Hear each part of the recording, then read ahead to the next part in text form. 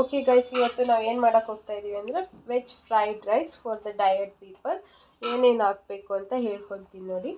ಜೋಳ ಬೇಯಿಸಿಟ್ಟಿದ್ದೀವಿ ಫಸ್ಟೇ, ಮೆಣಸಿನ್ಕಾಯಿ ಹಸಿದು ಆ್ಯಂಡ್ ಬೀನ್ಸು, ಕೊತ್ತಂಬರಿ ಸೊಪ್ಪು ಆ್ಯಂಡ್ ಆಯಿಲ್, ಅರಿಶಿನ, jeera powder, ginger garlic paste ಮತ್ತು ಪಾನಿಪುರಿಯಲ್ಲಿ ಯೂಸ್ ಮಾಡ್ತಾರಲ್ಲ ಆ ಪೌಡರ್ ಆ್ಯಂಡ್ ರುಚಿಗೆ ತಕ್ಕಷ್ಟು ಸಾಲ್ಟ್. ಇವಾಗ ಮಾಡ್ಕೊಳೋ ವಿಧಾನ ಹೆಂಗೆ ಅಂತ ಇವಾಗ ನಾನು ಆಯಿಲ್ನ ಹಾಕ್ಕೊತಾ ಇದ್ದೀನಿ.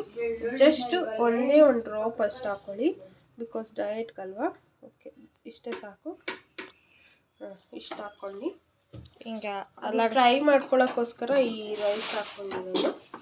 ಆ್ಯಂಡ್ ನಾನಿವಾಗ ಹಸಿಮೆಣ್ಸಿನ್ಕಾಯಿ ಹಾಕ್ಕೊಳ್ತಾ ಇದ್ದೀನಿ ಆ್ಯಂಡ್ ಬೀನ್ಸ್ ಕೂಡ ಹಾಕ್ತಾಯಿದ್ದೀನಿ. ಬೀನ್ಸ್ ಏನು ಬೇಯಿಸೋ ಅವಶ್ಯಕತೆ ಇಲ್ಲ, ಬೇಕಿದ್ರೆ ನೀವು ಸ್ಟೀಮ್ ಮಾಡ್ಕೋಬೋದು. ನನಗೆ ಸ್ಟೀಮ್ ಎಲ್ಲ ಬೇಡ, ನಾವು ನ್ಯಾಚುರಲ್ ಆಗಿ ತಿನ್ನೋಣ ಅಂದ್ಕೊಂಡಿದ್ವಿ. ಸೊ ಇವಾಗ ಇದನ್ನು ಫ್ರೈ ಮಾಡ್ಕೊಂಡು ಚೆನ್ನಾಗಿ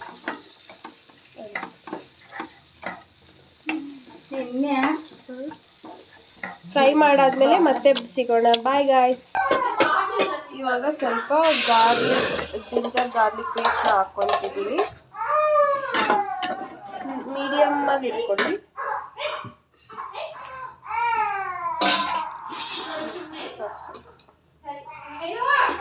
ಸ್ವಲ್ಪ ಹಾಕ್ಕೊಬೇಕು ಗೈಸ್.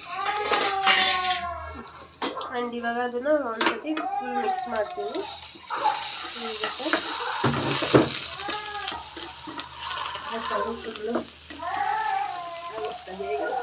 ಬೀನ್ಸ್ ಫುಲ್ ಫ್ರೈ ಆದಾಗ ಜಿಂಜರ್ ಗಾರ್ಲಿಕ್ ಪೇಸ್ಟ್ನ ಹಾಕ್ಕೊಳ್ಳಿ ಗೈಸ್. ಅದು ಫ್ರೈ ಆಗಲ್ಲ ಗೈಸ್ ಫುಲ್ಲು, ಬಿಕಾಸ್ ನಾವು ಇವಾಗ ಬೇಯಿಸ್ತಾ ಇದ್ದೀವಿ. ಇವಾಗ ನಾವು ಜಿಂಜರ್ ಗಾರ್ಲಿಕ್ ಹಾಕಾದ್ಮೇಲೆ ಸ್ವಲ್ಪ ಈ ಪೌಡ್ರನ್ನ ಉಳಿಸ್ಕೊಳ್ತೀವಿ.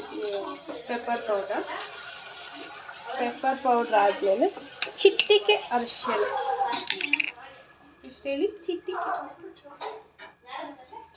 ಅರಿಶಿನ. ಆ್ಯಂಡ್ ಈ ಪೌಡ್ರ್ ಹಾಕಿದ್ನೇನಾ? ಇಲ್ಲ, ಪೆರಿ ಪೌಡ್ರ್ ಹಾಕ್ಕೊಂಡು ಮಿಕ್ಸ್ ಮಾಡೋಣ.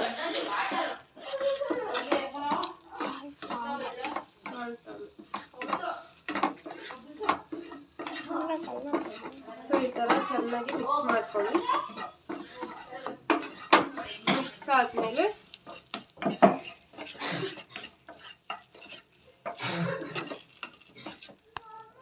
ಬಾಯಲ್ಲಿ ಕಟ್ ಮಾಡು